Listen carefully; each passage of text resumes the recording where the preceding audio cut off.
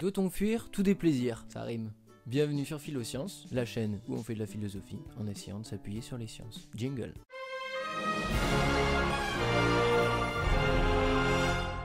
On a vu dans les vidéos qu'est-ce que le bonheur et l'équation du bonheur, que nous devions finalement arriver à un ratio de 3 fois plus d'éléments positifs dans nos vies que d'éléments négatifs. Autrement dit, 3 fois plus de plaisir ou d'émotions positives. J'assimile vraiment les deux à la même chose. L'idée, c'est juste qu'il y ait quelque chose qui se passe. J'ai l'impression qu'il y a quelque chose qui se passe et qui est positif. C'est tout. J'aimerais bien que ça recommence. Au moment où ça se passe, je suis bien. Voilà, je saurais pas le dire autrement que ça. Donc doit-on fuir tout déplaisir? Si notre but est d'augmenter au maximum ce ratio au plaisir des plaisirs, il semblerait qu'on doit fuir au maximum tous les déplaisirs. Alors en fait non, on doit fuir les déplaisirs qui sont gratuits. Et oui, les gratuits c'est pas toujours bien.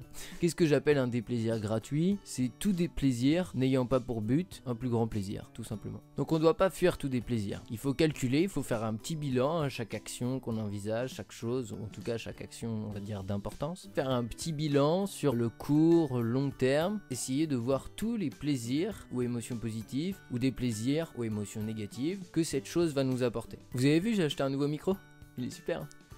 Donc par exemple, on peut parfois faire un travail que l'on n'aime pas vraiment, ou en tout cas pas à 100%, c'est très rare qu'il y ait une activité de toute manière qui nous rapporte de l'argent et qu'on aime la faire à 100%. Donc ça ce serait plutôt un déplaisir, mais on a le plaisir d'avoir de l'argent et surtout avec cet argent de pouvoir s'acheter des choses correspondant à des plaisirs. Par exemple le plaisir de manger, ce qui nous permet aussi d'éviter le déplaisir de mourir de faim, le plaisir de pouvoir sortir avec des amis, ce qui nous permet aussi d'éviter le déplaisir de se sentir seul. Voilà, à chaque fois il y a plaisir, des plaisirs qui se correspondent et finalement là le déplaisir de travailler nous permet d'éviter beaucoup d'autres déplaisirs et nous permet d'avoir beaucoup de plaisir. Donc à chaque fois c'est une question de ratio au niveau des actions. Est-ce que les plaisirs que cela m'apporte sont plus ou moins importants que les déplaisirs que cette action va m'apporter aussi à court et long terme? Voilà, il faut être aussi attentif sur le long terme, voir un peu ce qui peut se passer, ne pas être obnubilé sur la situation présente. J'ai envie de manger du chocolat parce que j'aime manger du chocolat, c'est mon plaisir, j'en mange, et après j'ai mal au ventre, j'ai mal calculé le déplaisir que j'aurai après, et qui finalement peut s'avérer beaucoup plus important que le plaisir que j'ai eu sur le moment. Donc là c'est une action à bilan négatif, c'est une action que j'aurais pas dû faire, et donc c'est une action que j'aurais dû fuir, ça c'est clair. Donc il y a les déplaisirs gratuits, et il y a aussi les actions dans lesquelles le déplaisir est tout simplement plus fort que le plaisir. Voilà les déplaisirs qu'on doit fuir en effet. Voilà, c'est fini pour aujourd'hui. J'espère que dans cette vidéo j'ai pas enfoncé trop de portes ouvertes, parce que c'est vrai que c'est quelque chose qu'on fait tous plus ou moins instinctivement, mais voilà, j'ai voulu le formaliser un peu dans une vidéo. N'hésitez pas à me dire ce que vous en avez pensé.